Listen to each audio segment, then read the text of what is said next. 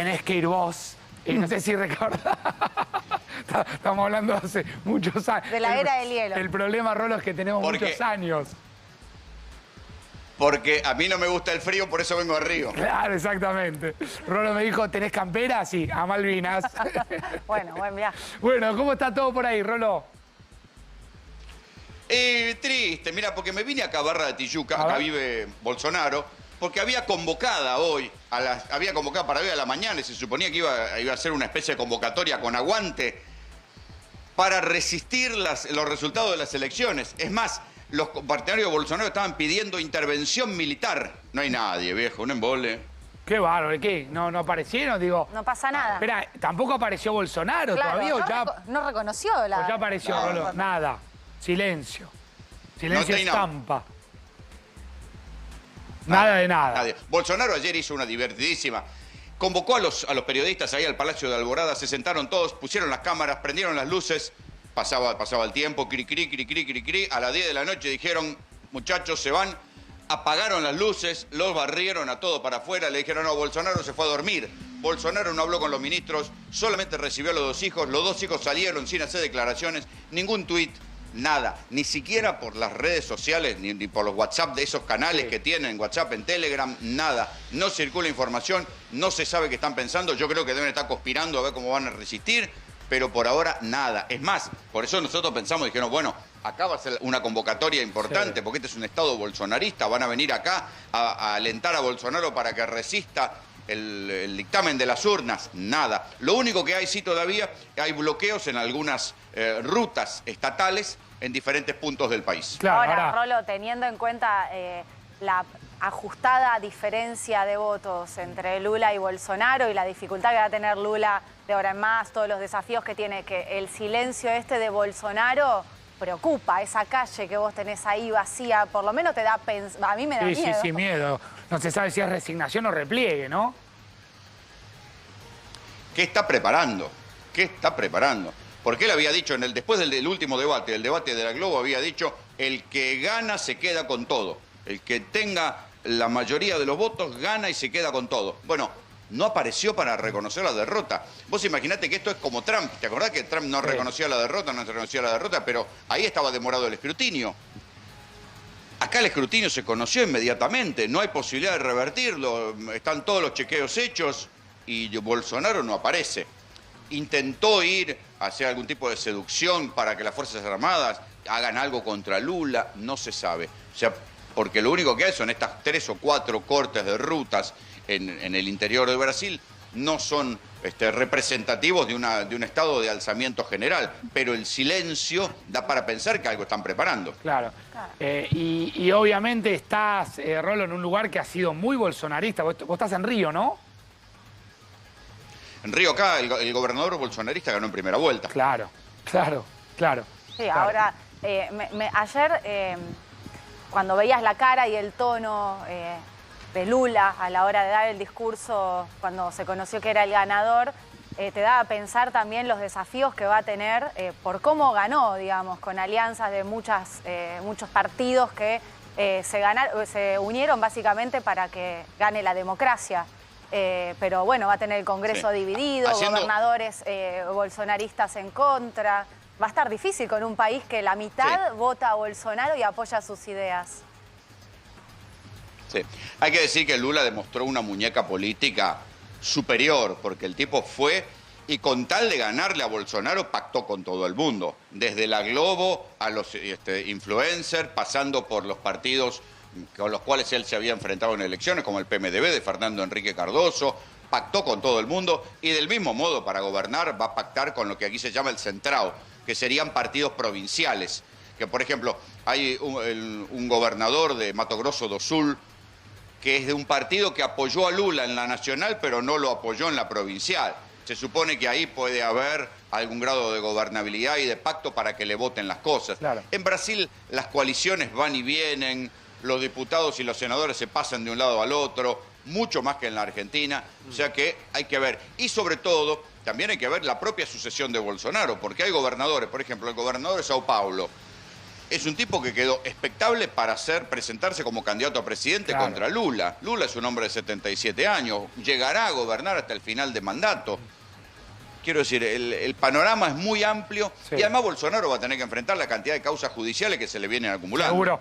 Rolo, ahora te preguntamos por la transición, lo sumamos a Ramón Indar, porque obviamente Argentina, la política argentina juega, estamos siguiendo minuto a minuto lo que va a hacer el presidente, Ramón. Sí, Facu, porque Alberto Fernández está aterrizando en estos momentos en San Pablo. Recién hablando con el diputado Eduardo Valdés, que está en la comitiva, me confirmaba, aterrizando en San Pablo, va a haber un almuerzo con Lula y por la tarde va a regresar a nuestro país el presidente. 3 claves del triunfo de Lula da Silva. En primer lugar, casi 3 millones de votos de diferencia. Es cierto, si lo ves de esta manera, es un montón. Si lo ves en los porcentajes de la magnitud de Brasil, es un balotaje recontra reñido y un Bolsonaro que estuvo a punto de mantener el poder. Otra de las claves, el descrédito de Jair Bolsonaro.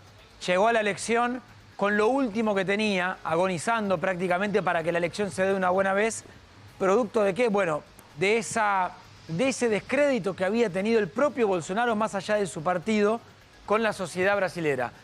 Y además, la palabra paciencia, que estaba en varios eslóganes de la campaña. Sí. 19 meses preso estuvo Lula da Silva, que esperó, que luego la Corte Suprema dijo, señores, este proceso está viciado de nulidad. Sí. Lula libre, Lula esperó, Lula fue en libertad y Lula se presentó. Bueno, hoy, a los 77 años, nuevo presidente del Brasil. Nos quedamos pendientes con Ramón de la llegada de Alberto, volvemos con Rolo. Rolo, la transición, ¿qué sabés de esto? Porque vienen ahora, primero, tiene que salir del silencio Bolsonaro y después un camino de transición.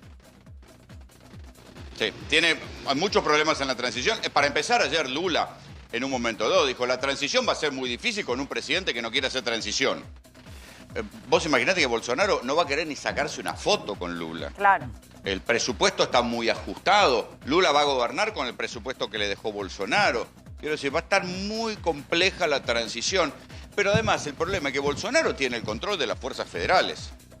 ¿Sí? Entonces, y de las Fuerzas Armadas. Entonces, quiero decir, que no se quiera sacar una foto sería lo de menos. El problema es si enrarece el clima político y el clima social.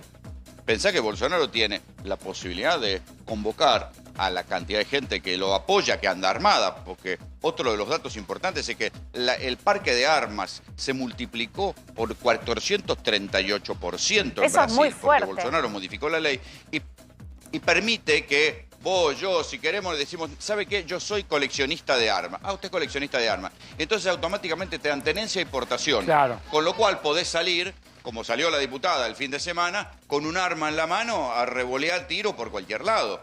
Solamente con que te presentes como coleccionista. Imagínate. Claro, bueno, es que aquello de las 3B, lo de Biblia, buey y bala, en la última B uno entiende lo que fue el lobby de la industria armamentística y por qué necesitaban, obviamente, que Bolsonaro continúe siendo presidente. Y la otra reflexión que uno puede hacer, Rolo, es cómo sufren los oficialismos en el mundo en general, sobre todo en un mundo en pandemia, porque le han facturado mucho la gestión de la pandemia a Bolsonaro. Sí, pero yo ahí tengo una mirada un poquito complementaria, porque fíjate que el ministro de Salud, que cometió la animalada junto con Bolsonaro, de descreer de las vacunas y confiar en la hidroxicloroquina, tal como decía Donald Trump, ese tipo fue el senador más votado de Sao Paulo. O sea que... Claro. Perdieron, pero el triunfo, hay una batalla cultural en la cual los tipos están muy competitivos. Sí, yo coincido con tu mirada, la derecha está muy fuerte, se ha fortalecido, no es un escenario donde el centro o la izquierda le está ganando a la derecha como por mucha ventaja en el mundo. Ganan por poco, como en este caso en Brasil, y queda súper fortalecido en el Congreso, en las gobernaciones.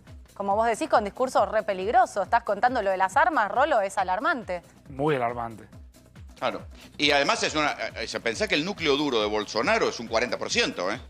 O sea, el núcleo duro que no quería Lula era de un 40%. Sí, y Bolsonaro perforó ese núcleo, llegando hasta el 49 y pico, con planes sociales. O sea, que ni siquiera le hizo asco a algo que estaba en contra. Claro. Los planes sociales, en la práctica, estos planes sociales de 600 reales se los impuso el Congreso. Finalmente, durante la pandemia, Bolsonaro los aceptó. Pero después descubrió que eran una herramienta electoral y los subió a 600 reales y eso le permitió perforar el núcleo duro de Lula, de los más pobres, que acá, ¿viste cuando en la campaña electoral de Alberto se decía vuelve el asado, si volvía el peronismo? Bueno, acá los bolsonaristas se burlaban y decían, acá no va a haber picaña con cervellina, o sea, picaña es es como decir, bueno, una parte del espeto corrido con cerveza. No va a haber picaña con cervellina, pero nosotros damos los planes reales, los planes sociales mejores que los que daba Lula, de 600 reales. Claro, ahí se empieza a deformar todo, ¿no? Porque lo que critican, terminan echando mano a aquello que critican. Bueno, así estamos, ¿no? El mundo está medio pata para arriba. Sí. Seguro. Rolo, gracias, nos reencontramos pronto. Gran cobertura, gracias. Chao, chicos. Chao, Rolo. Y son estos desafíos, lo que estaba marcando Rolo, para la próxima presidencia. El 1 de enero tiene que asumir. Veremos cómo se da esta transición. La verdad que falta mucho. Tenemos todo noviembre, tenemos todo diciembre para la asunción de Lula da Silva. Los desafíos, entonces, recordemos, tiene 77 años. Ya dijo ayer, esta será mi última presidencia. Polarización extrema, quedó partido en dos Brasil. Hay una marca, 50 de un lado, 50 del otro. Punto más, punto menos, es cierto. Fue la derrota de Bolsonaro, pero Brasil recontrapolarizado, como se está viendo en la región, no solo en América Latina, sino también en América del Norte. Y también en lo que está viviendo gran parte de Europa Occidental. Es un clima de era, que es la polarización extrema con las sociedades partidas en dos. Eso tendrá que enfrentar Lula, que ya dijo, Brasil es uno solo, no somos dos Brasiles. La derecha fortalecida, esto que te marcaba Cata, ¿por qué? Bueno, porque, por ejemplo, ganó más estados que Lula Bolsonaro, 15 contra 14. Después el porcentaje le dio el triunfo a Lula da Silva, pero una derecha que lejos de ser una minoría intensa ya está fortalecida y con un Congreso que va a obligar a Lula a negociar con los partidos más pequeños. Cuando se hace el poroteo, puede obtener el triunfo en el Congreso en caso de generar estas alianzas. Pero algunas de estas alianzas son de centro derecha y hasta inclusive más cerca a Bolsonaro. Claro. La gran incógnita en lo inmediato es esto que decía Rolo. ¿Cuál va a ser la reacción de Bolsonaro? ¿Qué van a hacer las Fuerzas Armadas? ¿Y qué va a hacer este núcleo duro? Que lamentablemente está armada y que por ahora no quiere reconocer el triunfo de Lula. Ramón, me parece interesante preguntarte qué mirada tenés de cuánto Brasil puede ser un espejo para lo que viene en la Argentina. Ese Lula agarrando un gorrito de Cristina Fernández de Kirchner 2023. Sí. Digo, ¿sería un error que el oficialismo crea que esto es una buena noticia porque simplemente se acerque ideológicamente a Lula? ¿O hay algo que mirar acá? Pues yo me quedo pensando con el desgaste que sufren los oficialismos, ¿no? Mirá, te digo, la imagen, la fuerza que tenía el mensaje ayer del presidente aquí en la Argentina, digo, y el kirchnerismo y el Frente de Todos festejándolo como un triunfo propio, ¿a qué obligaba? ¿A qué respondía, perdón? A que aquí en el país saben que con este panorama es una derrota en primera vuelta.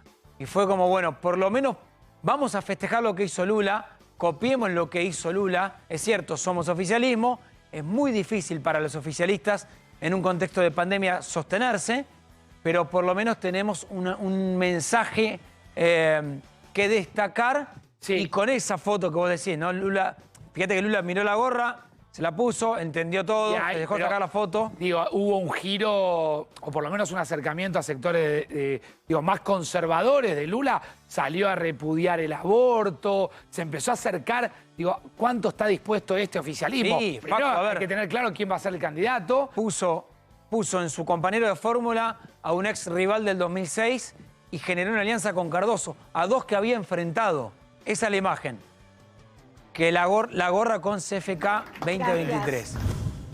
Entendiendo todo acá, Lula, porque fíjate que inclusive la última vez que estuvo en la Argentina fue Cristina quien dejó que la gente cante, que diga Lula va a volver. Y ahora, aterrizando en Brasil, Alberto Fernández, Vito Velo, Eduardo Valdés, Santiago Cafiero, bueno, un Daniel Scioli exultante. Ya todos por lo menos tienen 24 horas de alivio. Acá igual te quedan los problemas de acá, ¿no? Es cuestión de escucharlo a Sergio Massa hoy diciendo tenemos que ordenar la economía otra vez. Esa es la agenda, no es la de Lula, pero sí fue un respiro para el peronismo y para la región en lo que marca la línea progresista. Bien. Ramón, muchas gracias.